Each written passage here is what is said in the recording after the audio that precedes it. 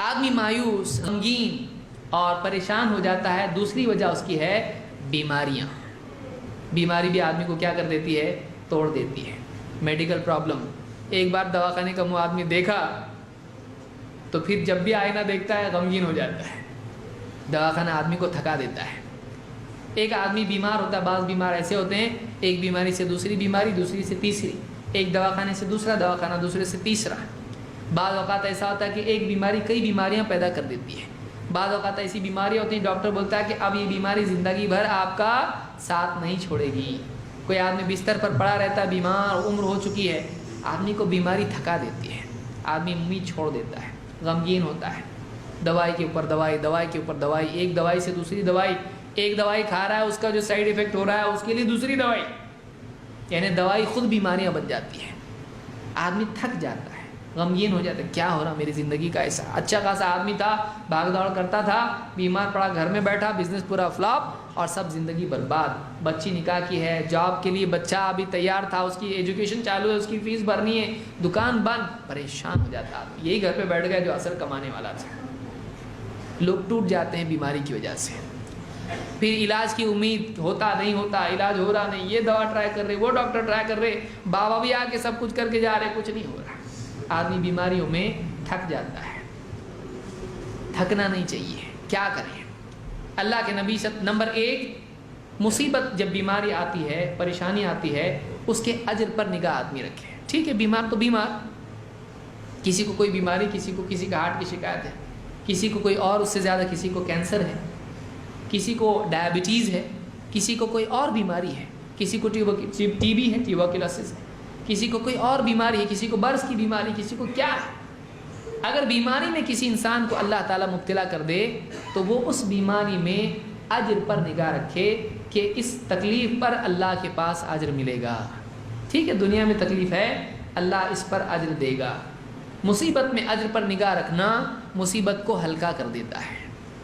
مصیبت میں اجر پر نگاہ رکھنا مصیبت کو ہلکا کر دیتا ہے۔ اللہ کے نبی صلی اللہ علیہ وسلم کیا فرماتے ہیں؟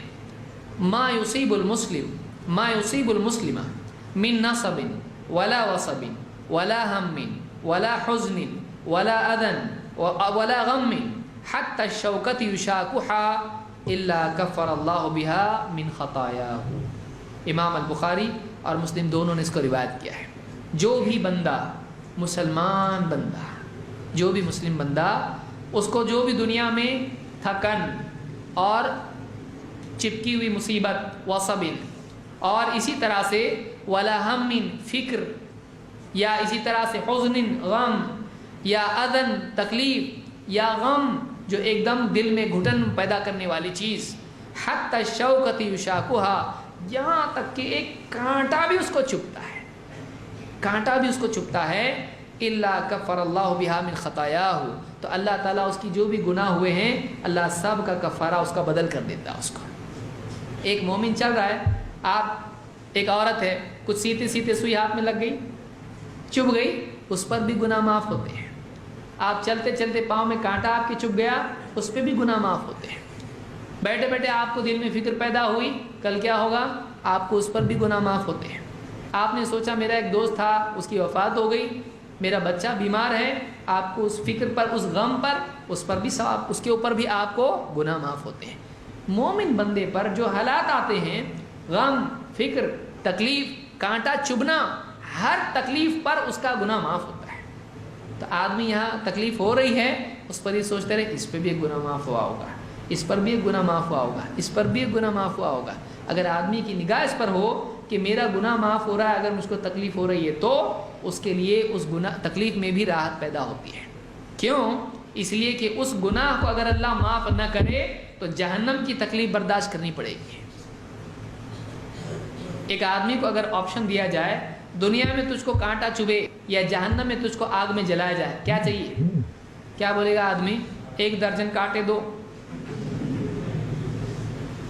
کانٹے وہاں کے زقوم چاہیے یا یہاں کے کانٹے چاہیے؟ کیا چنے گا آدمی؟ یہاں کے کانٹے چل جائیں گے، چلے گا، یہاں چلے گا۔ کیوں؟ وہ سامنے ہے نا۔ تو دنیا کی، دیکھیے یاد رکھیے اس کو، دنیا کی مصیبت کے وقت جب جہنم اور آخرت کی مصیبت آدمی یاد کرتا ہے اور اس مصیبت کو اس کا سبسٹیٹیوٹ مانتا ہے تو یہ اس مصیبت ہلکی ہو جاتی ہے۔ ایک آدمی سے کوئی پولیس کہے کہ 10 سال جیل میں چاہیے یا 1 دن چوکی میں چاہیے، آدمی کیا چوکی چوکی چوکی میں چاہیے، 1 دن رکھو وہاں پہ، 10 سال جیل میں کون جائے گا بھائی؟ تو بڑی مصیبت جب سامنے، اور اگر وہ بولے گارڈن چاہیے یا چوکی چاہیے تو بولے گارڈن چاہیے، کیونکہ آپشن اس کے پاس کیا ہے، بڑی تکلیف یا چھوٹی تکلیف۔ جب بڑی تکلیف کو سوچتا ہے تو چھوٹی تکلیف پہ آدمی راضی ہو جاتا ہے۔ صاحب اگر بلائے پولیس اور 2-3 ڈنڈے مار کے بولے جا، تجھ کو جیل میں نہیں ڈالتا، پھانسی نہیں، تھپڑ مار کے بھیج دے، تھپڑ اور پھانسی نہیں، 2 آپشن اگر دے کوئی آدمی، کوئی جج دے دے، تم کو آپشن ہے، کٹہرے میں کھڑا ہوا ہے، صاحب بولو کیا بولتے آپ؟ جج اگر اس کو بولے 2 میں سے کہ تم چنو، آج 26 جنوری ہے، تم کو آپشن دیا جا رہا ہے، یا تو تم کو پھانسی یا پھر تم کو یہ باہر پولیس کھڑا دکھ رہا ہے، ہاں وہ 10 ڈنڈے لگائے گا تم کو، وہ دیکھے گا پلٹ کے، بولے 10 نہیں 2 میری طرف سے لگا، 1 درجن پورے کرو، لیکن پھانسی ٹل رہی، اس کی وہ خوش ہوگا کہ نہیں؟ ڈنڈے کھارے گا، بہت خوش ہوگا، ڈنڈے کھاتے کیسے ہنسے گا، ڈنڈے کھاتے کھاتے دل میں اتنا خوش ہو رہا ہے کہ ڈنڈا کھا رہا ہے لیکن پھانسی جا رہی ہے اپنی، رسی ٹلی ڈنڈا ملا۔ کیوں ایسا ہو رہا ہے؟ کیونکہ وہ اس کے مقابلے میں بڑی تکلیف کو دیکھ رہا ہے۔ اگر وہ تکلیف نہیں ہوتی تو ایک بھی ڈنڈے پہ چلانا شروع کرتا تھا، لیکن یہ ڈنڈے پہ چلاؤ بھی مت، چلانے سے پھانسی واپس سے آگے تو کیا کرتے ہیں؟ جب دنیا میں آدمی چھوٹی تکلیف کے مقابلے میں آخرت کی بڑی تکلیف دیکھتا ہے اور یہ سوچتا ہے بھائی اس کی وجہ سے وہ ٹل رہا اپنا، تو پھر یہ کیا ہو جاتا؟ ہلکا ہو جاتا ہے۔ تو آدمی دنیا کی تکلیف میں آخرت کی تکلیف کا معاف ہونا اور ٹلنا یاد کرے، یہ ہلکا ہوتا ہے، اس میں آدمی خوش رہ سکتا ہے۔ یہ ہم کو اسلام میں تعلیم ملتی ہے۔